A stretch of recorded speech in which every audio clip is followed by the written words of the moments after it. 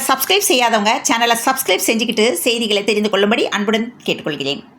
வணக்கம். முக்கிய செய்திகள். சிங்கப்பெண் அதிரடிப்படை திட்டத்தின் நோக்கம் தமிழ்நாட்டில் பெண்களின் பாதுகாப்பில் கூடுதல் கவனம் செலுத்துவது என்றும் இந்த திட்டத்தில் பெண்கள் பாதுகாப்பு மற்றும் பெண்கள் சம்பந்தமான குற்றங்களை தடுக்க தமிழ்நாடு அரசு பிரத்யேக காவல் படையை உருவாக்கப்பட உள்ளது. இந்த படையில் ஐஜியாக பவானீஸ்வரி ஏற்கனவே நியமிக்கப்பட்டுள்ளார். இந்நிலையில் இந்த திட்டத்தை இன்று மாலை 5 மணிக்கு சென்னை எழும்பூர் ராஜரத்னம் திடலில் முதலமைச்சர் விஜய் தொடங்கி வைக்கிறார். பாமக தலைவர் அன்புமணி தமிழ்நாடு முதலமைச்சர் விஜயை சாதிவாரி கணக்கெடுப்பு வேண்டும் என்று சந்தித்துள்ளார். தமிழக வெற்றிக் கழகத்தின் தலைவர் விஜய் மற்றும் அவரது மனைவி சங்கீதா மீண்டும் இணைய உள்ளதாக நம்பத்தகுந்த வட்டாரங்கள் தெரிவிக்கின்றன. குடும்ப உறவினர்களின் முயற்சியால் இந்த இணைவு சாத்தியமானதாக கூறப்படுகிறது. இந்த வரிசையில் போஸ்டருக்கு பெயர் போன மதுரை நகரில் தளபதியின் திருமண நாளை கொண்டாடும் விதமாக போஸ்டர்கள் ஒட்டப்பட்டுள்ளன. தமிழக அரசியலிலும் திரைத்துறையிலும் தற்போதைய மிக முக்கிய பேசுபொருளாக மாறியிருப்பது தமிழக வெற்றிக் கழகத்தின் தலைவரும் தமிழக முதலமைச்சருமான விஜய் மற்றும் அவரது மனைவி சங்கீதா ஆகியோரின் குடும்ப வாழ்வுதான் எனவும் கடந்த சில காலங்களாக இவர்களை பற்றி பரவி வந்த பல்வேறு வதந்திகளுக்கு முற்றுப்புள்ளி வைக்கும் விதமாக தற்போது தம்பதியினர் மீண்டும் ஒரே வீட்டில் இணைந்து வாழத் தொடங்கியுள்ளதாக நம்பத்தகுந்த வட்டாரங்கள் தெரிவிக்கின்றன. இந்த செய்தி ஒட்டுமொத்த தமிழக வெற்றிக் கழக தொண்டர்கள் மத்தியிலும் பெரும் மகிழ்ச்சியையும் புது உத்வேகத்தையும் ஏற்படுத்தியுள்ளது. இந்த குடும்ப பிரச்சனைக்கு சுமூகமான தீர்வு காண விஜயின் தாயார் சோபா சந்திரசேகர் மற்றும் நெருங்கிய குடும்ப உறவுகள் தீவிர முயற்சியில் இறங்கியதாக கூறப்படுகிறது. குடும்ப பின்னணி எந்த ஒரு பெரிய அரசியல் பயணத்திற்கும் குடும்பத்தின் நிம்மதியும் ஆதரவும் மிக முக்கியம் என்பதை உணர்ந்த பெரியவர்கள் இரு தரப்பிடமும் பேசி மனக்கசப்புகளை நீக்கியுள்ளனர். குறிப்பாக கணவன் மனைவி இருவருக்குள்ளும் இருந்த ஈகோ மற்றும் சிறு கருத்து வேறுபாடுகளை களைந்து அவர்கள் மீண்டும் ஒரே கூரையின் கீழ் கொண்டு வருவதில் உறவினர்களின் பங்களிப்பு முக்கியமானதாக தெரிய வருகிறது.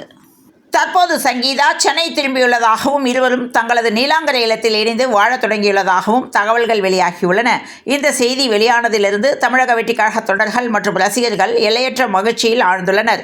சமூக வலைதளங்களில் தலைவன் குடும்பம் ஒன்று சேர்ந்து விட்டது என கூறி பட்டாசுகள் வெடித்தும் இனிப்புகள் வழங்கியும் தங்களது மகிழ்ச்சியை கொண்டாடி வருகின்றனர். மேலும் எல்லா பிரச்சனையும் முடிந்துவிட்டது என்ற இந்த பாசிட்டிவ் செய்தி தமிழக வெற்றிக் கழகத்தின் எதிர்கால அரசியல் நகர்வுகளுக்கு மிகப்பெரிய பலமாக பார்க்கப்படுகிறது. தமிழக அரசியல் வட்டாரத்தில் பெரும் பரபரப்பை ஏற்படுத்திய தாவேகா கட்சியில் சமீபத்தில் தங்களது எம்எல்ஏ பதவிகளை ராஜினாமா செய்துவிட்டு இணைந்த 4 முக்கிய நிர்வாகிகளில் ஒருவருக்கு மட்டுமே வரவிருக்கும் இடைத்தேர்தலில் போட்டியிட வாய்ப்பு வழங்க தாவேகா தலைமை முடிவெடுத்துள்ளதாக தகவல்கள் கசிந்துள்ளன. தமிழகத்தில் உள்ள அனைத்து உள்ளாட்சி அமைப்புகளுக்கும் குறைந்தது 3 மணி நேரமாவது குடிநீர் விநியோகம் செய்ய வேண்டும் என்று முதல்வர் விஜய் உத்தரவிட்டுள்ளார். நேற்று நடைபெற்ற நகராட்சி நிர்வாகம் மற்றும் குடிநீர் வழங்கல் துறையின் ஆய்வுக் கூட்டத்தில் இந்த முடிவு எடுக்கப்பட்டுள்ளது. தமிழகத்தில் இருபெரும் திராவிட கட்சிகளான திமுக, அதிமுக இரண்டையும் ஓரங்கட்டி விஜய் தலைமையிலான தாவேகா ஆட்சியை பிடித்துள்ளது. விஜய் முதல்வராக பொறுப்பேற்றுள்ளார். ஆட்சி மாற்றம் நடந்து வரும் சூழலில் எதிர்க்கட்சிகள் தொடர்ந்து பல்வேறு விமர்சனங்களை வைத்து வருகின்றனர். திமுக இன்ஸ்டாகிராம் கவர்ச்சியால் தான் தாவேகா ஆட்சியை பிடித்துவிட்டது என்றும் விரைவில் இந்த ஆட்சியை கலைந்துவிடும் என்று கடுமையாக விமர்சனம் செய்து வருகிறது. தாவேகா ஆட்சி குறித்து ஸ்டாலின் அப்படி சொல்லியிருக்கக்கூடாது என்று இந்த நிலையில் சிபிஐ வீரபாண்டியன் தெரிவித்துள்ளார். விஜய் படத்தின் கீழ் அமர்ந்து பணியாற்ற முடியாது, நாற்காலியில் அமர மறுத்த நெல்லை மேயர் தொடரும் போட்டோ சர்ச்சை. திருச்சி மாநகராட்சிக்கு உட்பட்ட பல பகுதிகளில் ஜூன் 10ஆம் தேதி குடிநீர் விநியோகம் முழுமையாக நிறுத்தப்பட உள்ளதாக மாநகராட்சி ஆணையர் வீர் பிரதாப் சிங் செய்திக்குறிப்பு ஒன்றை வெளியிட்டுள்ளார். தேர்தல் வாக்குறுதியின்படி விவசாயிகள் வாங்கியுள்ள பயிர் கடன்களை தள்ளுபடி செய்திட வேண்டுமென தமிழக முதல்வருக்கு விவசாய சங்கத்தினர் கோரிக்கை விடுத்துள்ளனர். தேர்தல் வாக்குறுதியினை நிறைவேற்ற வேண்டுமென திருச்சி ஆட்சியர் அலுவலகம் முன்பு விவசாயிகள் போராட்டம் நடத்தினர். ஒருபுறம் மது கடைகளை மூடுவதாக கூறிவிட்டு மறுபுறம் மணமகிழ் மன்றம் என்ற பெயரில் புதிய மது கடைகளை தாவேகா அரசு திறக்கிறது என்று அன்புமணி ராமதாஸ் குற்றம் சாட்டியுள்ளது பரபரப்பை ஏற்படுத்தியுள்ளது. தமிழ்நாட்டில் வழக்கமான ஒரு பேருந்து பயணம் எதிர்பாராத விதமாக சமூக வலைதளங்களில் பேசுபொருளாக மாறியுள்ளது. பவானியிலிருந்து ஓசூருக்கு பயணம் செய்த பயணி ஒருவருக்கு தமிழ்நாடு அரசு போக்குவரத்து கழகத்தின் மின்னணு பயணச்சீட்டு இயந்திரத்தில் இருந்து அச்சிடப்பட்ட டிக்கெட்டில் சேருமிடமாக ஐக்கிய அரபு அமீரகத்தின் துபாய் குறிப்பிடப்பட்டிருந்தது. மேலும் அந்த பயணத்திற்கான கட்டணமாக ரூபாய் 10,000 என அச்சிடப்பட்டிருந்தது. உண்மையில் ஓசூர் செல்ல வேண்டிய பயணத்திற்கான சரியான கட்டணம் ரூபாய் 150 மட்டுமே என்பதால் இந்த விசித்திரமான பிழை பயணிகளிடையே பெரும் ஆச்சரியத்தை ஏற்படுத்தியுள்ளது. மதுரையில் கைது செய்யப்பட்ட மாரிதாஸ் சென்னைக்கு அழைத்து வரப்பட்டு நீதிமன்றத்தில் ஆஜர்படுத்தப்பட்டார். தொடர்ந்து இரவு நேரத்தில் மாரிதாஸுக்கு ஜாமீன் கிடைத்துள்ளது. அவரை போலீசார் ஆஜர்படுத்திய போது விசாரித்த நீதிபதி ஜாமீன் வழங்கியுள்ளார். மேலும் ரூபாய் 10,000 ஜாமீன் தொகை மற்றும் 1 வாரம் விசாரணை அதிகாரி முன்பு கையெழுத்திட வேண்டும் ஆகிய நிபந்தனைகளை விதித்து மாரிதாஸுக்கு நீதிபதி ஜாமீன் வழங்கியதாக கூறப்படுகிறது. தமிழ்நாடு முழுவதும் தொடரும் மின்வெட்டு. முதல்வர் தொகுதியில் போராட்டம் முடங்கிய முக்கிய சாலை. தமிழ்நாட்டில் கடந்த சில நாட்களாகவே அடிக்கடி மின்தடை ஏற்படுவதாக தொடர்ந்து புகார்கள் வந்த வண்ணம் உள்ளன. அதிலும் குறிப்பாக கோடை காலத்தில் இரவு நேரத்தில் மின்தடை ஏற்படுவது பொதுமக்களை கடும் அவதிக்குள்ளாக்கி வருகிறது. இதனை கண்டித்து தமிழ்நாட்டின் பல்வேறு பகுதிகளிலும் பொதுமக்கள் போராட்டத்தில் ஈடுபட்டனர். திருச்சி ரயில்வே ஜங்ஷன் பகுதியில் உள்ள தனியார் விடுதியில் தனது ஆண் நண்பர்களுடன் வலி நிவாரண மாத்திரையை ஊசியில் செலுத்திக் கொண்ட இளம்பெண் உயிரிழந்த சம்பவம் பெரும் பரபரப்பை ஏற்படுத்தியுள்ளது. திருச்சி மாநகரம் அரியமங்கலம் MR மில் தெருவை சேர்ந்தவர் யாஸ்மின், வயது 18. இவர் நேற்று முன்தினம் இரவு 9:30 மணியளவில் அதே பகுதியைச் சேர்ந்த சதாம் ஹுசேன் என்பவருடன் திருச்சி ஜங்ஷன் ரயில் நிலையம் எதிரே உள்ள தனியார் விடுதியில் அறையெடுத்து தங்கியுள்ளார். நேற்று மதியம் சுமார் 1 மணியளவில் சதாம் ஹுசேன் தனது நண்பரான அரியமங்கலம் தீப்பெட்டி தெருவை சேர்ந்த ஷேக் அப்துல்லா, வயது 19 என்பவரை தொலைபேசியில் விடுதிக்கு அழைத்துள்ளார். அங்கு வந்த ஷேக் அப்துல்லா, சதாம் ஹுசேன் மற்றும் யாஸ்மின் ஆகிய மூவரும் சேர்ந்து வலி நிவாரண மாத்திரையை ஊசி மூலம் தங்களது உடம்புக்கு ஏற்றிக்கொண்டு உச்சபட்ச மகிழ்ச்சிக்கு சென்றுள்ளதாக கூறப்படுகிறது. இதில் யாஸ்மின் திடீரென மயக்கமடைந்துள்ளார். அதனைத் தொடர்ந்து மயக்க நிலையில் இருந்த யாஸ்மினை சதாம் ஹுசேனும் ஷேக் அப்துல்லாவும் ஆட்டோ மூலம் திருச்சி அரசு மருத்துவமனைக்கு கொண்டு சென்றனர். அங்கு மருத்துவர்கள் சோதித்த போது யாஸ்மின் சுயநினைவற்ற நிலையில் இருந்ததைத் தொடர்ந்து அவருக்கு தீவிர சிகிச்சை அளிக்கப்பட்டது. இருப்பினும் சிகிச்சை பலனின்றி யாஸ்மின் பரிதாபமாக உயிரிழந்தார். உடல் பிரேத பரிசோதனைக்காக திருச்சி மருத்துவமனையில் வைக்கப்பட்டுள்ளது. தகவல் அறிந்து வந்த கண்டோன்மெண்ட் காவல் நிலைய போலீசார் யாஸ்மின் தங்கியிருந்த தனியார் விடுதி அறையில் சோதனை நடத்தினர். அங்கிருந்து 70 டெபென்டடோல் வலி நிவாரண மாத்திரைகள், ஒரு சிரிஞ்ச் மாத்திரை, கலக்கப்பட்ட நீருடன் கூடிய 2 டீ கப்புகள் ஆகியவற்றை கைப்பற்றியுள்ளனர். இதுகுறித்து போலீசார் நடத்திய முதற்கட்ட விசாரணையில் உயிரிழந்த யாஸ்மினின் தாயார் சுஹீலா பேகம் அந்த பகுதியில் போதை மாத்திரைகளை வாங்கி வருவதாகவும் அவரிடமிருந்தே யாஸ்மின் இந்த மாத்திரைகளை எடுத்து வந்ததாகவும் தெரிய வந்துள்ளது. இச்சம்பவம் தொடர்பாக சதாம் ஹுசேன், ஷேக் அப்துல்லா ஆகிய இருவரையும் போலீசார் கைது செய்து தீவிர விசாரணை மேற்கொண்டு வருகின்றனர். மேலும் திருச்சி அரியமங்கலம் பகுதியில் அதிக அளவு போதை மாத்திரைகள், கஞ்சா விற்பனை நடைபெற்று வருவதாகவும் கூறப்படுகிறது.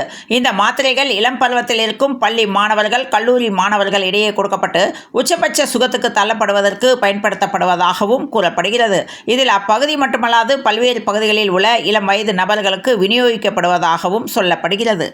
மின்வாரிய அதிகாரிகள் 2 பணியிடை நீக்கம் செய்து அமைச்சர் நிர்மல்குமார் உத்தரவிட்டுள்ளார். மின் பகிர்மான கழகத்தின் உடுமலை மரபுசாரா எரிசக்தி பிரிவில் பணியாற்றும் மேற்பார்வை பொறியாளர் RG பிரசாத், செயற்பொறியாளர் K ராதாகிருஷ்ணன் ஆகியோர் பணியிடை நீக்கம் செய்யப்பட்டுள்ளனர். அமைச்சர் நிர்மல்குமார் துறை ரீதியாக நடத்திய ஆய்வுக் கூட்டத்தில் அதிகாரிகள் 2 பல்வேறு முறைகேடுகளில் ஈடுபட்டது தெரியவந்ததைத் தொடர்ந்து நடவடிக்கை எடுக்கப்பட்டுள்ளது. தமிழகம் முழுவதும் உள்ள அரசு அலுவலகங்களில் நடக்கும் லஞ்ச விவகாரங்களை தடுக்கும் பொருட்டு லஞ்ச ஒழிப்புத்துறை போலீசார் தொடர்ந்து பல்வேறு அதிரடி நடவடிக்கைகளை எடுத்து வருகின்றனர். இதன் ஒரு பகுதியாக கடந்த ஜூன் 4ஆம் தேதி மாநிலம் முழுவதும் உள்ள 60க்கும் மேற்பட்ட சார் பதிவாளர் அலுவலகங்களில் லஞ்ச ஒழிப்புத்துறையினர் ஒரே நேரத்தில் அதிரடி சோதனையில் ஈடுபட்டனர். இந்நிலையில் ஒரே நாளில் 64 பேர் மீது FIR பாய்ந்துள்ளது. மத்திய அரசின் பிரதான மந்திரி உஜ்வாலா யோஜனா திட்டத்தின் கீழ் பயன்பெறும் ஏழை எளிய மக்களுக்கு அதிர்ச்சி தரும் வகையில் ஒரு அறிவிப்பு வெளியாகியுள்ளது. இனி அதிகபட்சமே ஆண்டுக்கு 4 சிலிண்டர் தான் எனவும் எக்ஸ்ட்ரா சிலிண்டருக்கு ரூபாய் 300 அதிகமாகும் என தகவல் வெளியாகியுள்ளது. தமிழகத்தில் மின்சார பற்றாக்குறை இல்லை எனவும் சென்னை, ஆவடி உள்ளிட்ட பகுதிகளில் நிலத்தடி கேபிள் பழுது மற்றும் மர்ம நபர்கள் பில்லர் பாக்ஸ்களை உடைத்து HRC பியூஸ்களை திருடுவதே மின்வெட்டுக்கு காரணம் என்று தெரிவித்துள்ளனர். எனினும் காரணம் எதுவாக இருந்தாலும் இன்ஸ்டாகிராம் ரீல்ஸ் உள்ளிட்ட டிஜிட்டல் தளங்களில் மக்களின் கோபம் TVK அரசுக்கு எதிராக வலுப்பெற்று வருகிறது.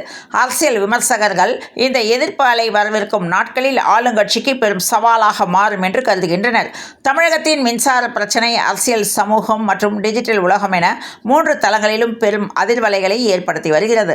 வச்சியிருக்கேன் என்று கூறியதால் செருப்படி, நடுரோட்டில் இளம்பெண்ணை அடித்துக் கொன்ற முதியவர். சிதம்பரம் அருகே பயங்கர சம்பவம் நடைபெற்றது. தலைமை செயலகத்தில் முதல்வர் அறையில் விதை அமரும் நாற்காலி மாற்றம் செய்யப்பட்டுள்ளது. முதல்வர் விதை மர நாற்காலியில் அமர்ந்திருந்த நிலையில் பிரீமியம் சொகுசு நாற்காலி புதிதாக போடப்பட்டுள்ளது. பாரம்பரிய அரசியல்வாதியான வன்னியரசு காலர் மைக், கேமராக்கள் மற்றும் ரீல்ஸ் ட்ரெண்டுடன் இணைந்து புதிய டிஜிட்டல் அமைச்சர் உருவாகியுள்ளார். இது 2026க்கு பிந்தைய தமிழக அரசியலின் புதிய யதார்த்தத்தை பிரதிபலிக்கிறது. அமைச்சர் வன்னியரசு தொடர்ந்து மாணவர் விடுதிகள், பள்ளிகள், அரசு அலுவலகங்கள் என பல்வேறு இடங்களில் திடீர் ஆய்வுகளை மேற்கொள்ள திட்டமிட்டுள்ளார். இந்த ஆய்வுகளின் வீடியோக்கள் வெளியாகும் போது அரசியல் மற்றும் சமூக ஊடக வட்டாரங்கள் பெரும் உற்சாகத்துடன் காத்திருக்கின்றன. சமூக நீதி, கல்வி மற்றும் மாணவர் நலன் சார்ந்த பிரச்சனைகளில் அவரது செயல்பாடுகள் எதிர்காலத்தில் பெரும் தாக்கத்தை ஏற்படுத்தும் என எதிர்பார்க்கப்படுகிறது. சென்னையில் தங்கத்தின் விலை இன்று மீண்டும் கணிசமாக உயர்ந்துள்ளது. அதன்படி சென்னையில் 22 கேரட் ஆபரண தங்கத்தின் விலை ஒரு சவரன் 1040 ரூபாய் உயர்ந்து 1,13,600 ரூபாய்க்கும், ஒரு கிராம் ரூபாய் 130 உயர்ந்து 14,700 ரூபாய்க்கும் விற்பனையானது. இத்துடன் இந்த செய்திகள் நிறைவடைந்த நிலையில் தொடர்ந்து இணைந்திருங்கள் பிரபாஸ் கதம்பம் செய்திகளுடன். மீண்டும் மற்றொரு செய்தியில் சந்திப்போம். நன்றி, வணக்கம்.